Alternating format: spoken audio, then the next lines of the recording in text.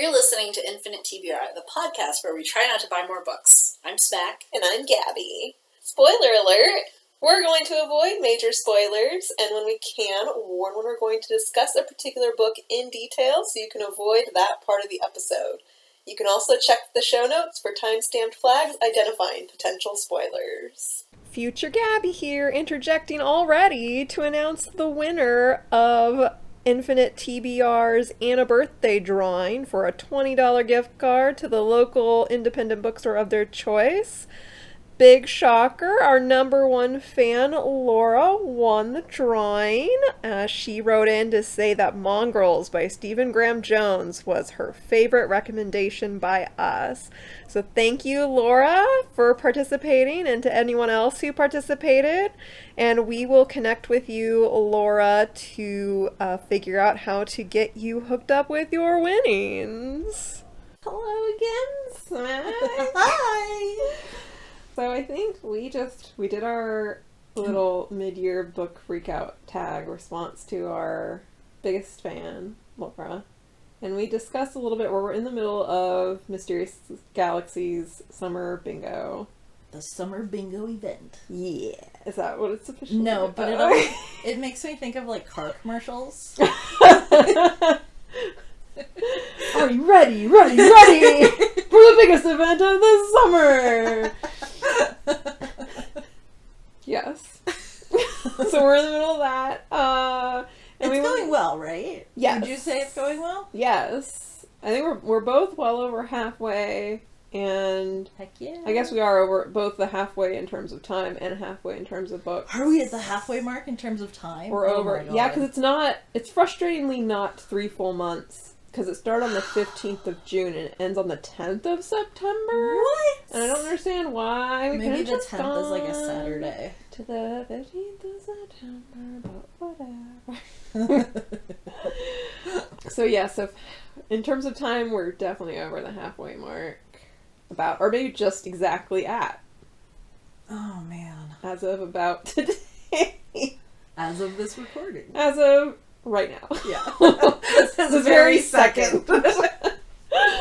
I will have to refocus, I think. I'm like 8 You're books down away. to single digits. I am in the single digits. You But have like no if we're at the problem. halfway mark, like I want to just do it and be done this year. You just want to be done. Because I spent so much time obsessing over it all last year. Do you remember? Yeah. Last summer was when I was reading the Serpent and Dove trilogy, and I needed to read the third one for my bingo spot. Right. So I read all 3 books, which is like you didn't even 1,500 use the pages. first 2? Mm-hmm. Oh. Yeah. 1,500 pages in a week and a half. Oh no. I remember you did that. Yes. I thought you used all 3, and I thought it was just... Nope. Because you were running out of time and you needed I all was 3. running out of time, but like I wanted that last book in the trilogy. So I spent way too much time and effort on it last year. I am taking it easy this year, which means I just have to stay focused. Which means you have to finish right now. Sort of. I know I'm over halfway. I need to double check and stare at my spreadsheet a bit, because I think I mentioned this in the last episode, I did just embroil myself in a bet accidentally with my brother. Not that accidentally.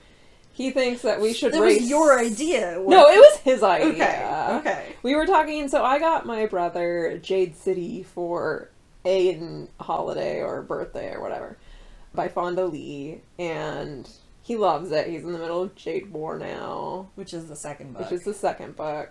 And I've been sitting on a library copy to try and pick it up. I read it back, I think at the beginning of the pandemic, so 2020. Yeah. Like at the beginning of the pandemic. Yeah, it was like one of the first things I picked up while we were all shut in our houses, and I was like... It's kind of an intense book to read during lockdown. Have you read it? No, Okay. but I remember you detailing.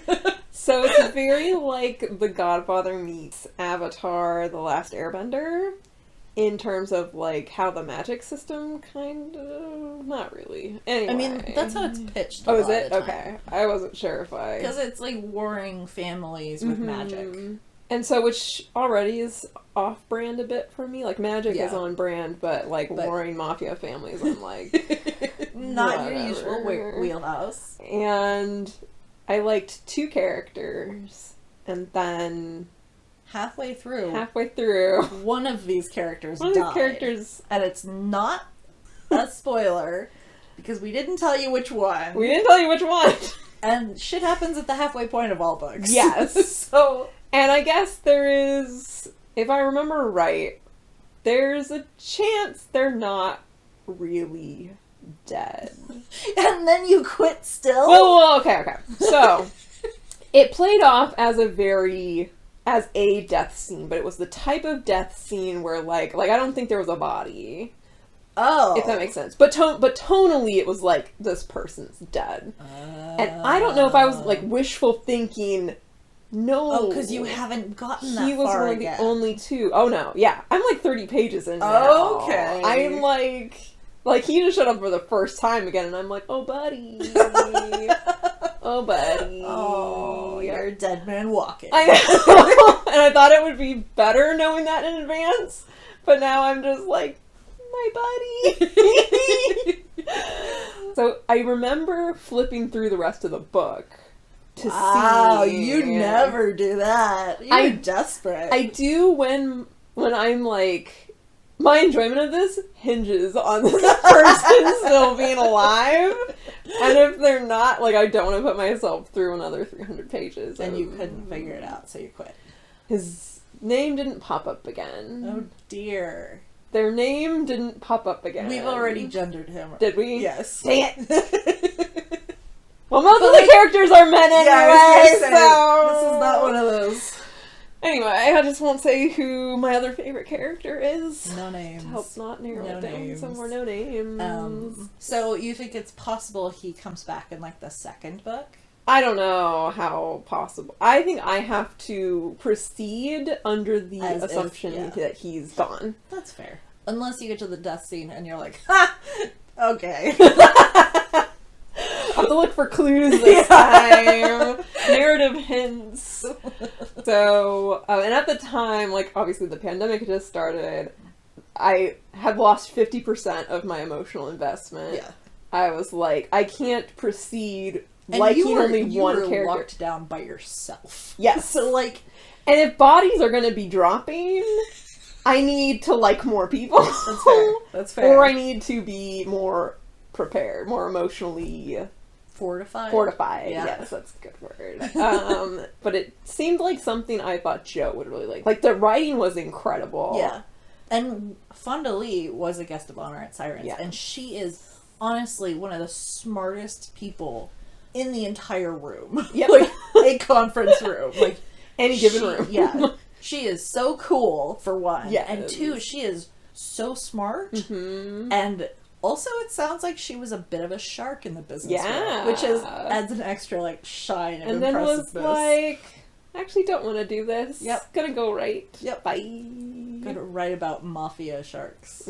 Incredible. Not literal sharks, obviously. So now that I kind of know what to expect going in, I'm like, okay. You can fortify yourself. I can fortify myself.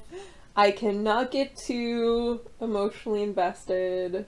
I've mitigated my expectations. Yes. That's good. And now I'm, like, reading it with my... Well, he's in the middle of Jade War. I said I finally started Jade City. And then he said, want to make it interesting? To see who can get to the end of Jade Legacy, the third one, first. And I was like, it won't be that interesting, because you're in the middle of Jade War, and I'm way back at the beginning.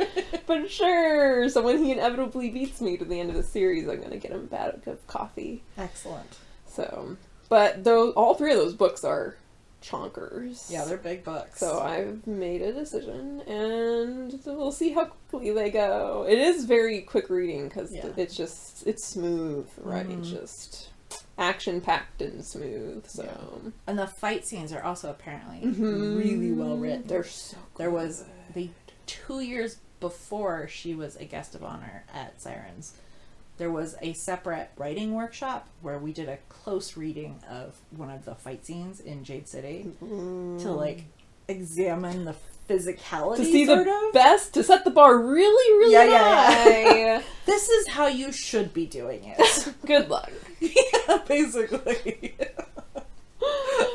So yeah, we'll see how quickly I get through the rest of Bingo, given that I've Go. committed to at least those 3.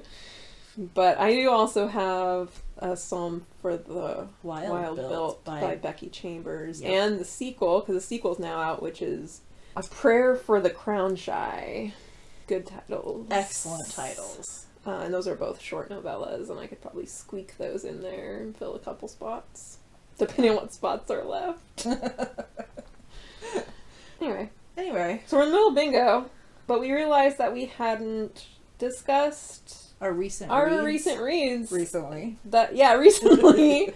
So a lot of those recent reads are no longer so recent, but it's been a fun couple months. We were also talking earlier today about how none of us use, by us, I think primarily we mean the 2 of us. The 2 of us, but also Laura, I've noticed. Yeah. And I think I also feel like my most people I brother. know, yeah. I mean, I don't talk to a ton of people these days. Like, my But, whole like, family and all my friends.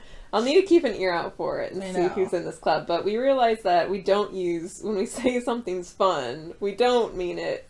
We mean the opposite, usually. Yeah. It has, like, That's fun. The only reason I noticed is because I did use it sincerely when we went to visit my brother at the beginning of July. And I was talking, and I think I actually stopped and had to think about it, and then completed my sentence. I wonder, now that we're thinking about this, because I do this with my mom a lot, we'll do the nose boop thing, and then, because it's that scene from The Good Place, where Tahani boops Eleanor, and Eleanor goes, "You booped me." That's fun. And I say it with that exact tonality when I say, "That's fun." Yep. So we do that, like, exchange word for word, but I realized that, and so now I'm wondering if, like, that just happened, like, came out around the same time, or if I picked that up from that specific exchange, and now I just use it way too much. I might have mentioned I've had a rough year so far. A little bit. But I know... Not in this episode. Not in this episode. Yeah. I started noticing it at the beginning of 2022. Oh, God. Where I was, like, excessively, like, coping through sarcasm. That is one of my primary coping mechanisms. Yeah. And as we were talking about this, I literally almost said, this really super fun year. And this keeps happening. Yep. So if you're listening and it doesn't happen to you, I want to hear about it. Yes. Tell us if you've never once said fun sarcastically. I definitely want to hear about it if you still use it sincerely, but also I do want to hear about it if you don't. Tell us your fun stories.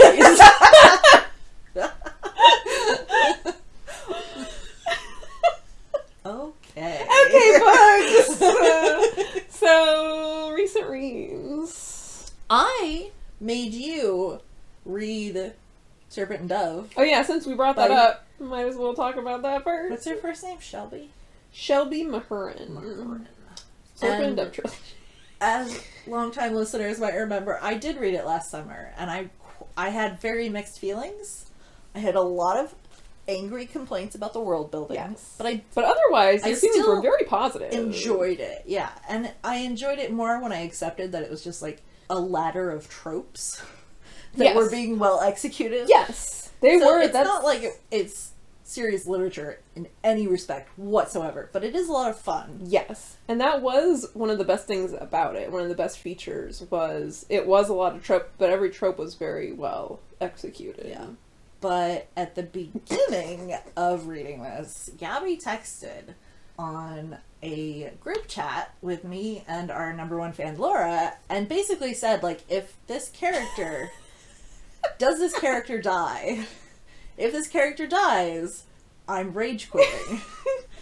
And Laura immediately texted me on a private chat after that, and she was like, uh-oh.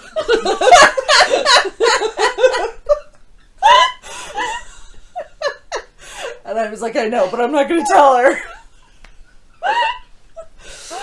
So, that was fun. Yeah, that was fun. That was actually fun waiting for you to get to that part. Because I didn't actually believe you would rage quit. Yeah, I remember. Spoiler alert, she did. I couldn't remember which one of you was surprised. When I was like, I said that's what I do. And I am, in fact, rage quitting. That was, when was that? In the middle of the second book? It was at the end of the second book. Oh. Like, it was maybe 50 pages from the end. Like, they had the denouement to, like... Those books, like, are action right up until, like, the last, maybe, like, 10, 20 pages. Like, I remember getting to the end of both and being like, how is this gonna end? There's no time for anything to end. I will say, I don't remember how he died, but I do remember how he comes back. I'm pretty sure, and I'll either cut this or add a spoiler alert. Future Gabi here. Spoilers for Blood and Honey run from about here to the 17-minute and 40-second mark. So go ahead and fast forward about 2 minutes to avoid those spoilers. He keeps trying to get prove himself to be just as big a badass as everyone else. No, she tries to put him down so that he'll stay away. Oh. And it backfires because he's like, no, I want to be here and prove myself. Oh. Because she got that prophecy, it's like, one of the people you love is gonna die. And then, that's it, on that page. Oh.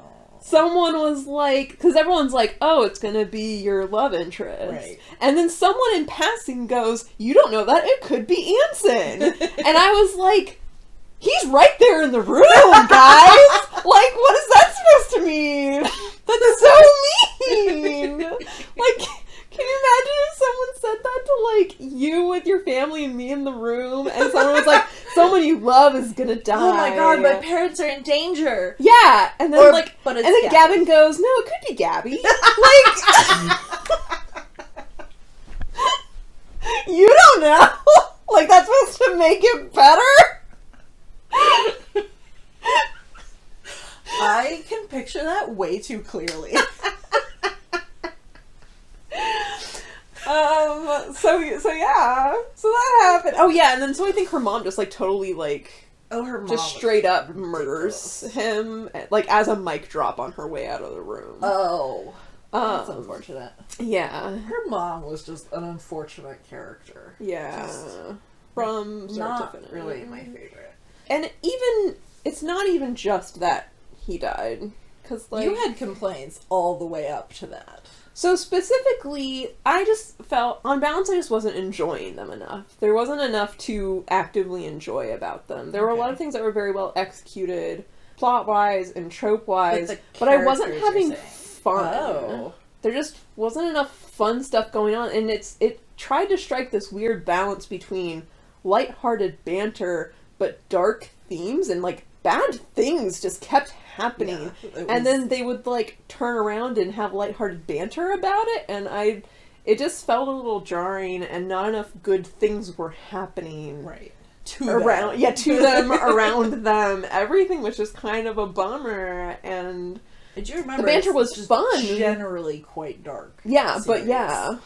So then I was like, if I were still having any fun, but I spent pretty much the whole second book just like they weren't communicating. Yeah. And like when they were communicating, it was weird because they like when they needed to not be communicating well, they'd be fed up with each other. And then when they needed to communicate for plot purposes, it would like someone would turn a switch and all of a sudden like the banter would be back, and they'd be like, it's like they tacitly agreed to set it aside for a second, and then as soon as whatever plot point they were messing with, like when they went to go see the werewolves or whatever, like they got through that, and then once they had finished that, they like stopped talking to each other again. And I was like, what? And I get that's like often how the second book is a lot of angst and separation and throw back together and separation. But they like there wasn't enough fun in between them. That's very interesting. I am going to reread them at some point. Theoretically, during my year of rereads and indulgences, but maybe not. It may have been better if I could have sat down and read them straight through from start to finish in a week like you did. Because mine, and like, they're fast reads. They're long, but they're really quick. Mm-hmm. But I still, like, was reading them in 10, 20-minute chunks in the evening. I'm a slow reader, you know. Yeah, but so I mean, it took me however long to finish the first one, and then I read the second one a little bit faster. If you had time to marinate in the book's weaknesses, it would not be anywhere near as much fun. But when you're burning through the emotional stuff faster. Yes. If you can just sit and. Yes. You're not sitting in them, not talking to each other because you've already gotten to the point where they're. Yes. The consequences of them not talking to each other just have happened, and you can move on. There are some books you can stretch out because it's nice or exciting to be in the character's emotions for a week at a time or whatever. Right. But some books, you just got to get through them. That's how they're written. They're written to be fast reads, which these ones are. Yes. And it's just 1,500 pages in a week and a half. It was just a little too fast. Sure. Sounds like what you did was a little too slow. Yep. We're on opposite sides of this Goldilocks situation. Maybe one day we'll find the happy middle. There we go. When you reread them, you'll find that perfect happy middle. Because I will not be rereading them all in 2 weeks. I will slow down. Yeah. So I'm interested what to... See, you were interested in what I would think, and now I'm interested in what you'll think. I'm interested to see, the stuff you don't see the first read through. Right. Doubly so if you're reading fast, right? I'm very interested. I feel like you're just going to be... From an academic standpoint. I feel like you're just going to be twice as mad about the French stuff. Yes. That's very likely. That all the stupid world building. Because I'm not sure I would have noticed at all if really? You hadn't said that. Oh my god, I noticed it instantly. And then from the first 2 or 3 instances, I was like, okay, it'll resolve. She's got plenty of time, she'll explain it, and it's never resolved!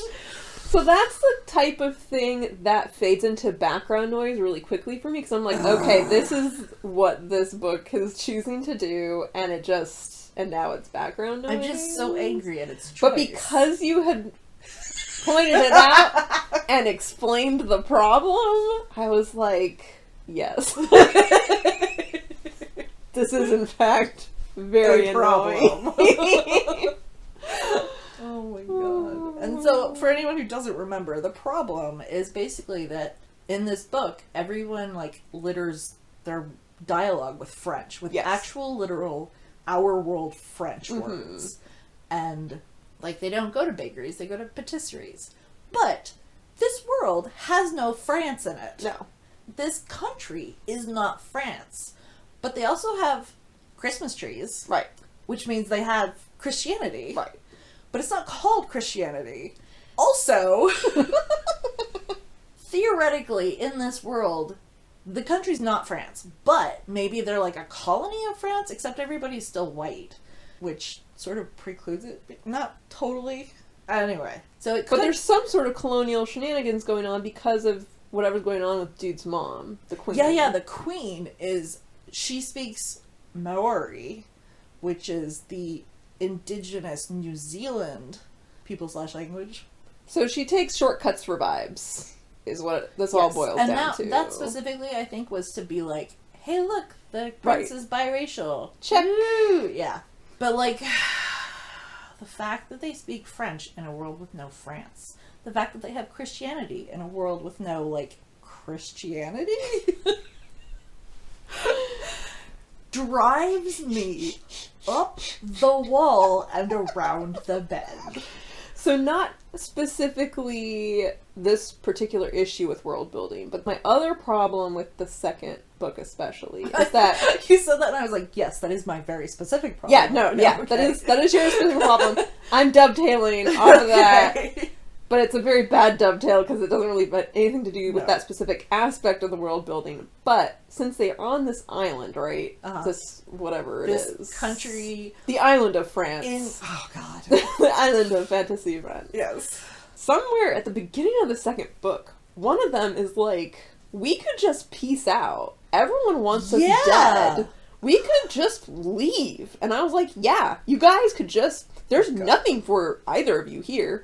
Everyone just wants to murder you. Just go. And someone, I don't remember who proposed that to whom, but the other one was like, no. Like, we can't, or I don't remember what the rationale was, yeah. but there was not a good reason. Not a great reason. And I was like, what are you two doing?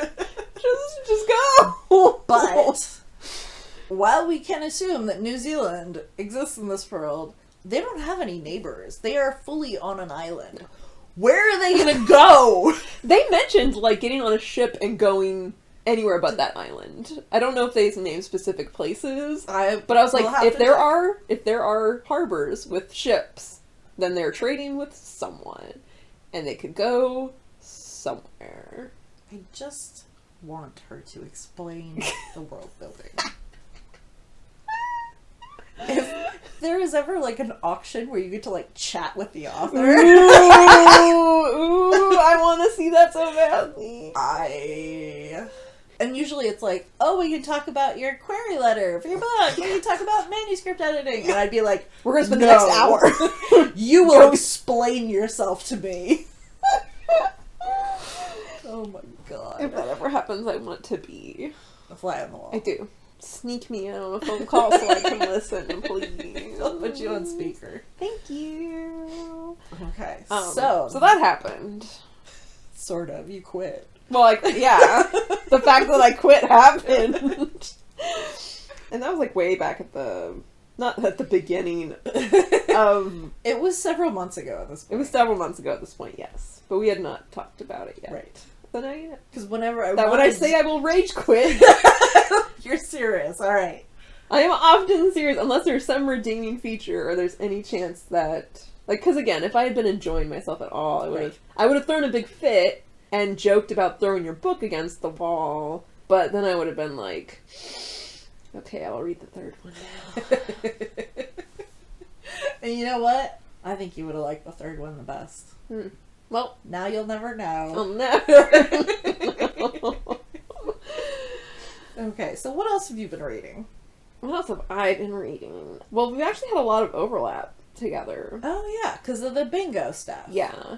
So, you're currently reading Light from Uncommon Stars. By Ryka Aoki. Yes, and it is fantastic. I'm 107 pages in. And, like, it's so good and so visceral that, like, I said I went to visit my brother early in July, and I was up there for a week, and I did not bring the hardcover of Light from Uncommon Stars because we do not travel with hardcovers. I read 3 books that week. Like, I'm not bringing them with me. They were all ebooks. Oh, can't relate.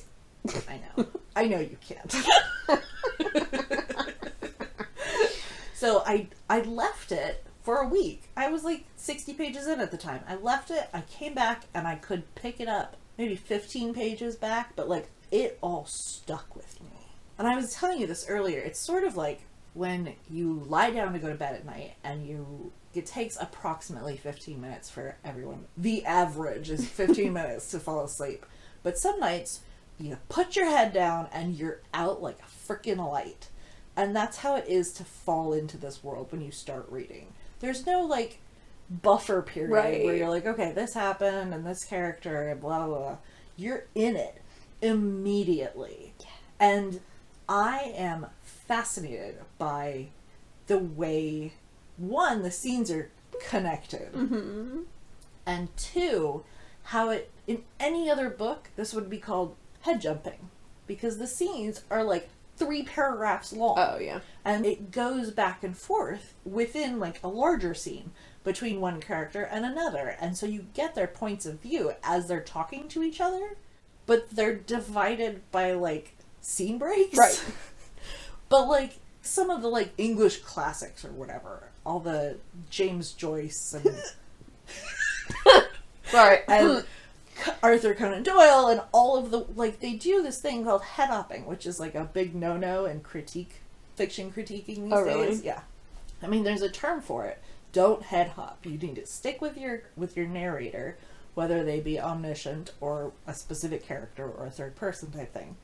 And this one is like, sure, we won't actually head hop, but actually, that's what we're doing, but in a way that will pacify anyone who is like anti-head hopping, which I just find fascinating. And it's also really great because each of the characters are so interesting and have these backstories that they don't necessarily tell each other. Mm-hmm. So, like, this is how the story needs to be told. Right. Like, the reader is to understand what is actually happening at any given moment. Yes. And so, like, I've written stuff with short scenes, but, like, usually they're, like, a couple of pages.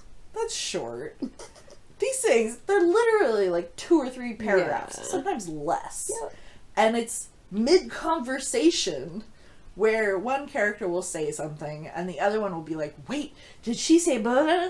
And respond to what they said. And then you'll go back to the original character who was speaking and they'll respond to the other character. And the reader is the only one who knows what's happening. Yep.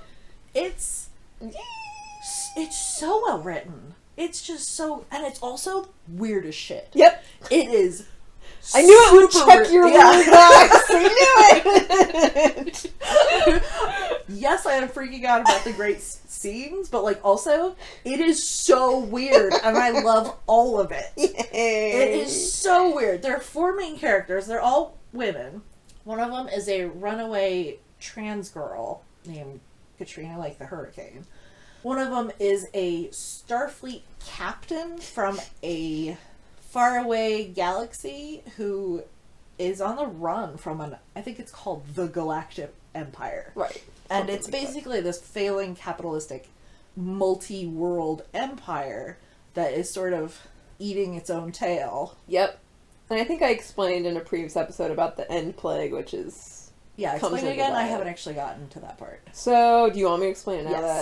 that you've forgotten and you haven't gotten it What? yet? I sort of remember, but I know you'll be able to explain it Okay. better. So, the end plague is this concept that every civilization at some point in its development kind of realizes its own mortality and basically ends up eating its own tail. So, and they call it this concept the end plague, and it executes in very different ways. Like sometimes the civilization just inexplicably dies, disappears, dissolves, quietly fades away. Other times they kind of explode into some horrific war and tear each other to pieces, or there's a plague, or like a literal plague, or like something happens that will end any civilization. And usually at her stage in civilization, they've recognized this as A thing that happens. a thing that happens. A thing that happens that you can identify. Yes. Like, as it's happening. Mm-hmm.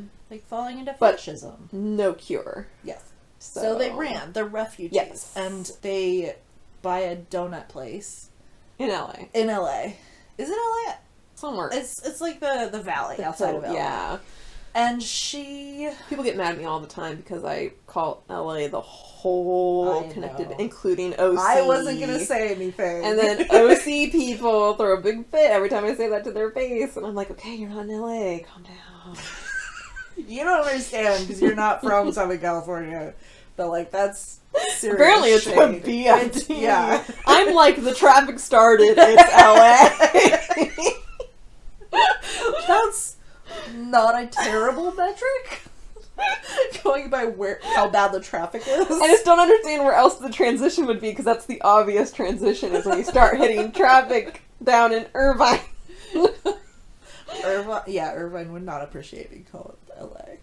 I know they wouldn't, because I have called that to their face, and they get very mad about it. Okay. Anyway. And now we've lost all of our OC listeners. Yeah, that's okay. Whatever. All So, I one think of it's technically the San Gabriel Oh, yeah. Valley, Mm-hmm. which is like east of LA. It's Sure. like the pit. Anyway, there's the alien captains of her like starship, but she's captain of like her family. Yes.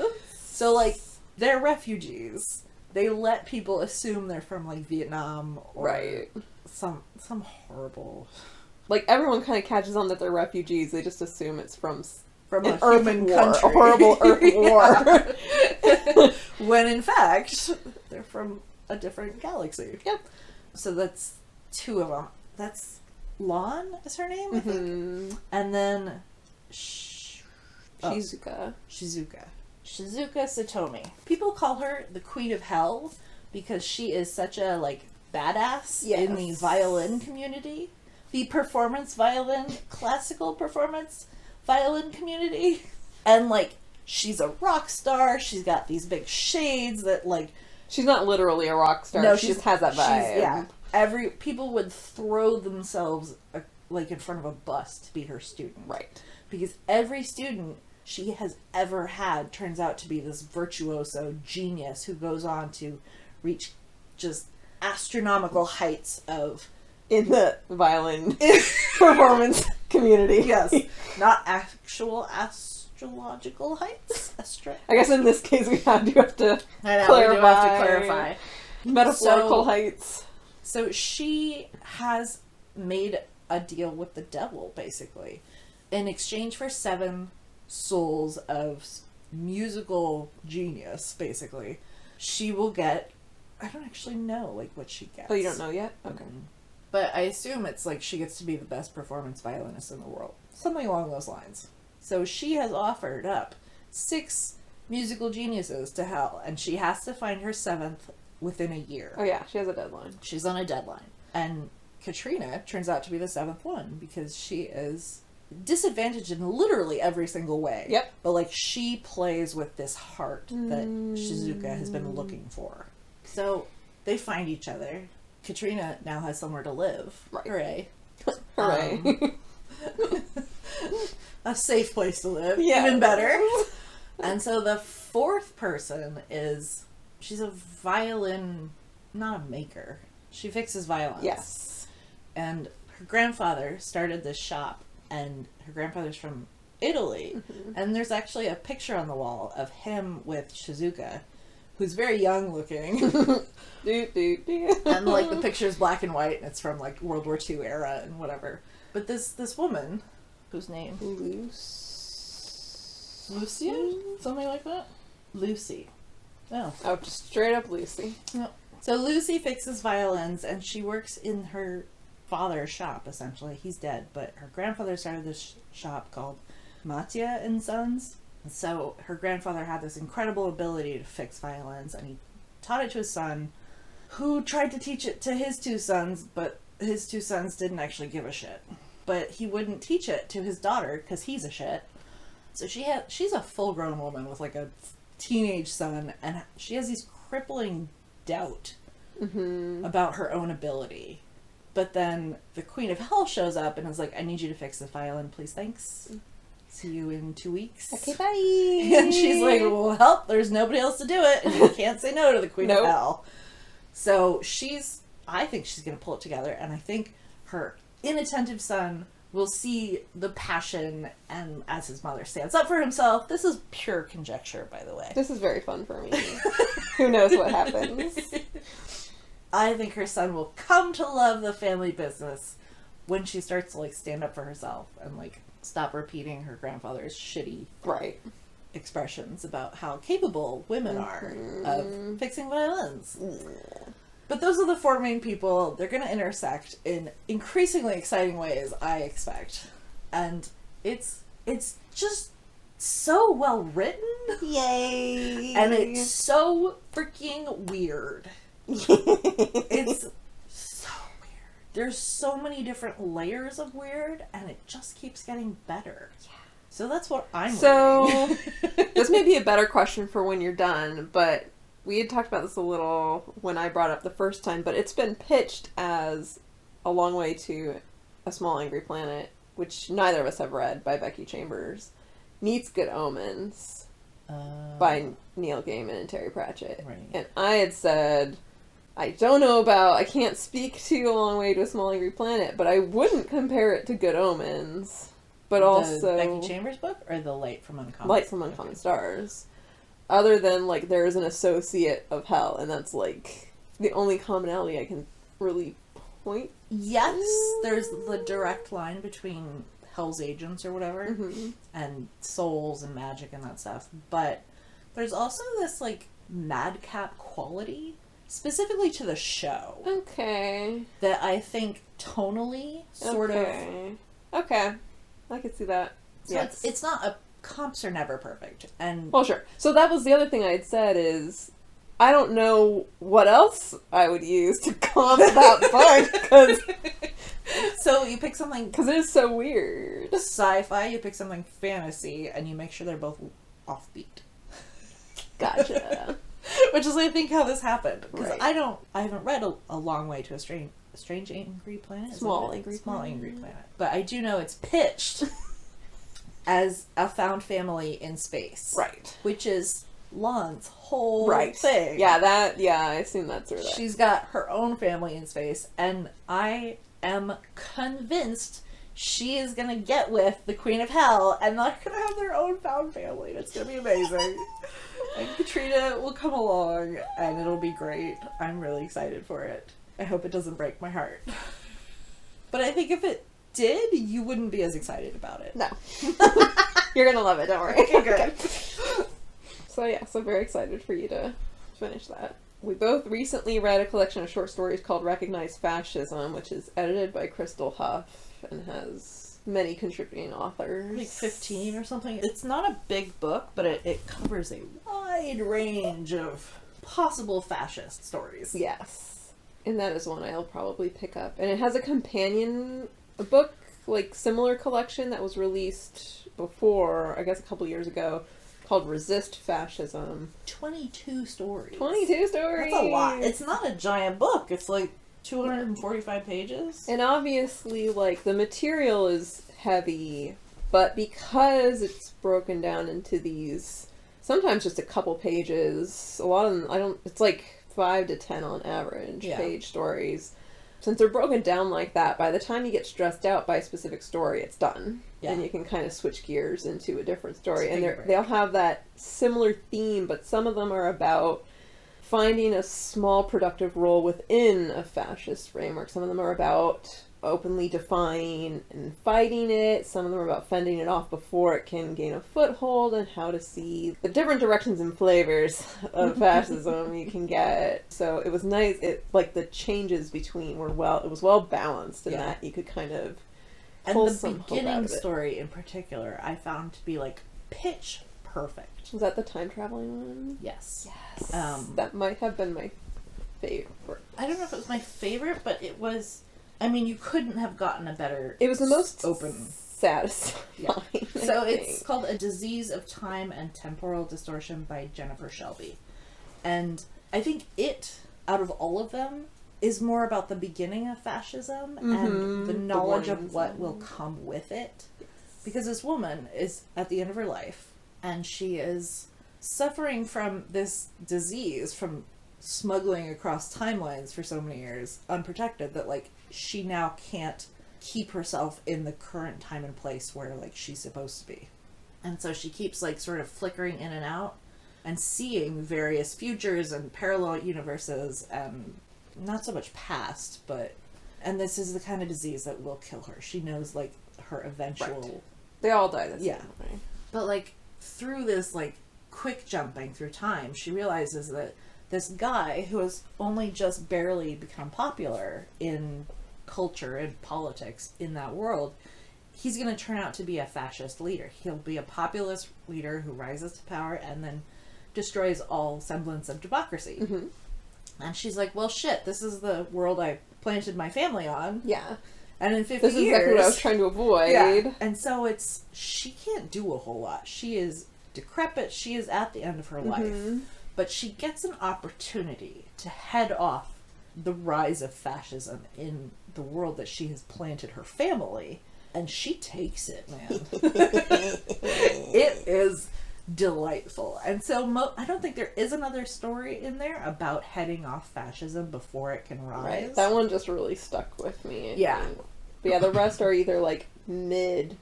They're mostly mid. But like some maybe all like different kinds of fascism.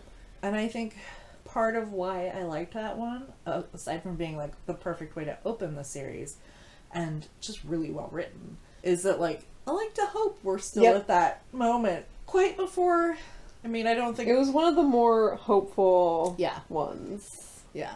Which is, I mean, like, it's a very positive message. If you recognize it and cut off the head real quick, like, you can save your world, your future. Yep. Otherwise, it's a big uphill struggle. So anyway, Yep. so But heavy, I but loved really all good. of them. Yeah, Like, they were all I had a really good good. time. And they were all very different. Yeah.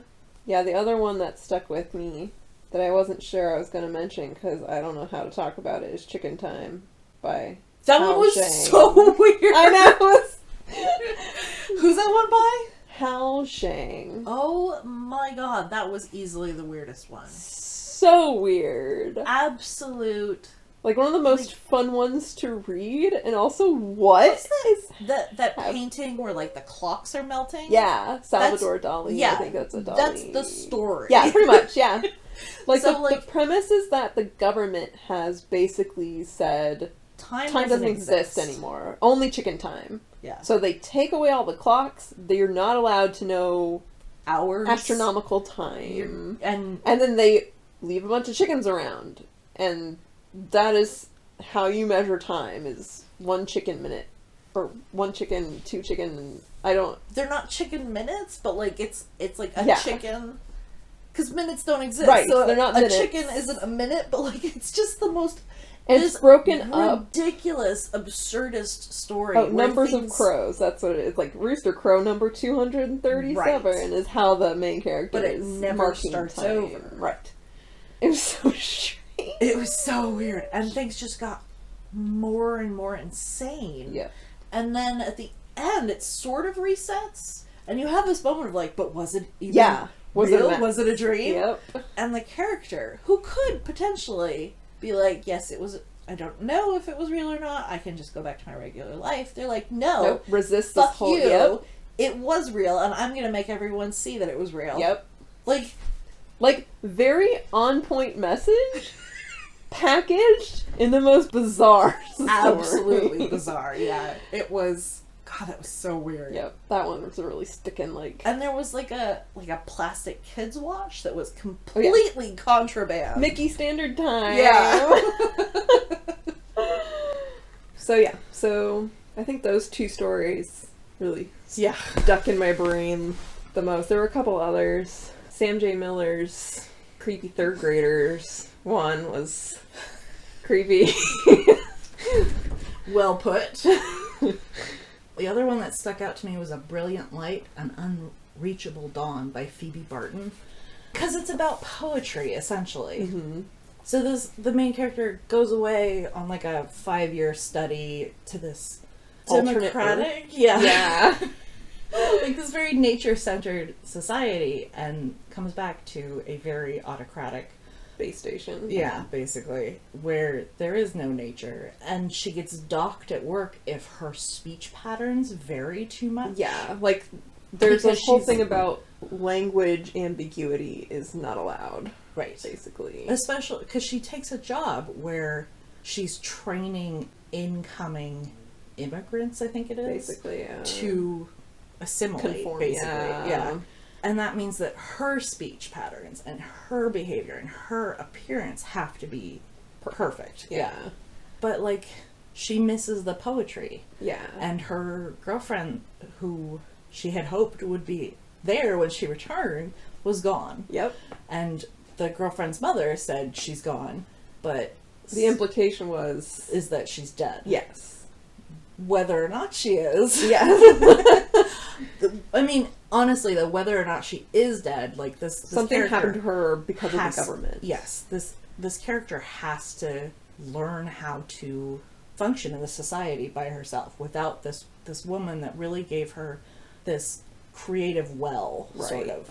And she has to come to her own decisions about whether poetry is worth it or whether it's more important to sidestep the scrutiny that she receives when she does poetry. Right. When she writes in private, she eats her own poems, Mhm. but like the fact that she's still thinking of them is enough to like set her apart by like 0.7% from her Yeah. colleagues or something. Yeah, while she's settling back in, she gets like taken aside Yeah. to be like, You need to You sort get- your shit yep. out. And basically she says, okay, and then she does. And she becomes a model citizen long enough to be granted a travel visa, Right. basically.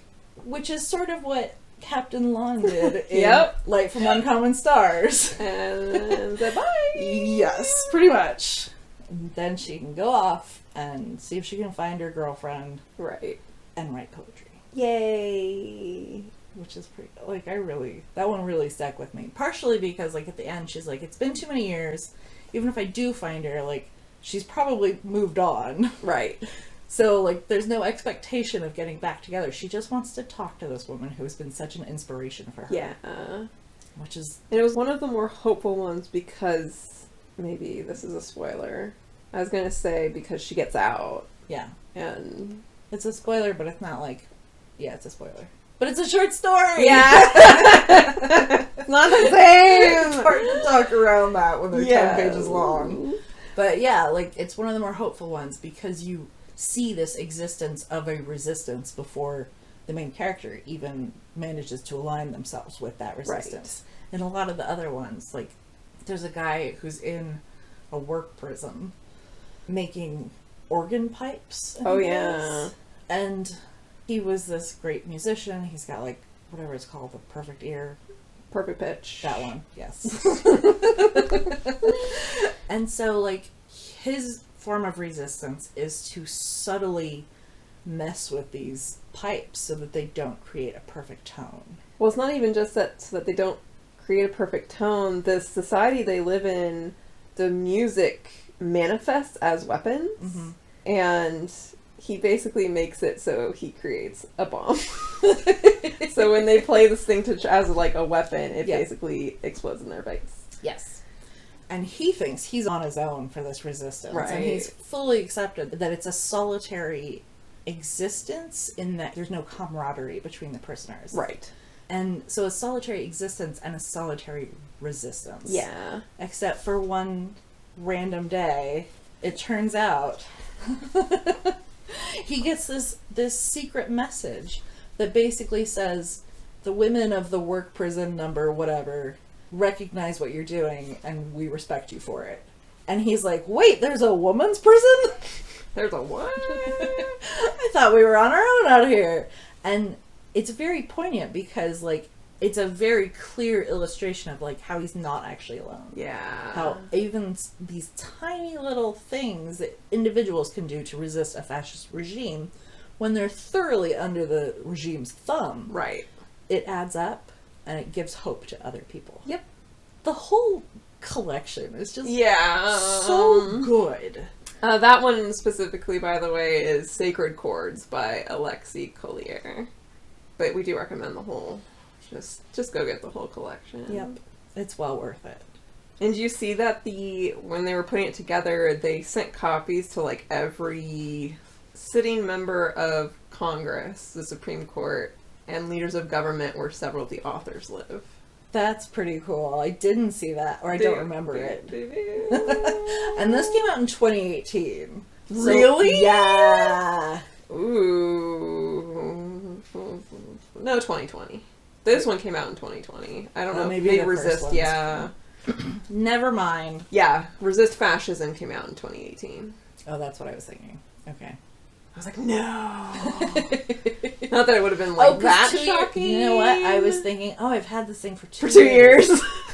That's what 2020. Oh my god. At least we are consistent.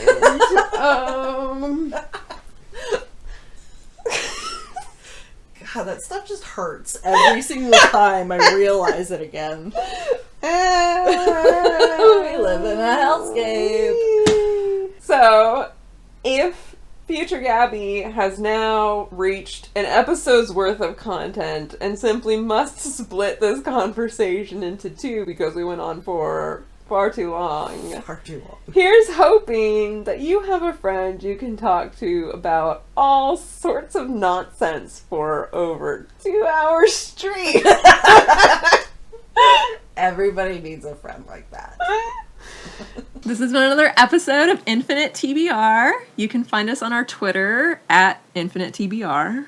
And we are individually on Twitter as @WhatSmackSaid and @Gabalodon, which is like Megalodon, but Gab in the front of it. And you can find all our show notes at infiniteTBR.com. If you have book recommendations for us or questions you want answered during the podcast, feel free to email us at itbrshelf@gmail.com.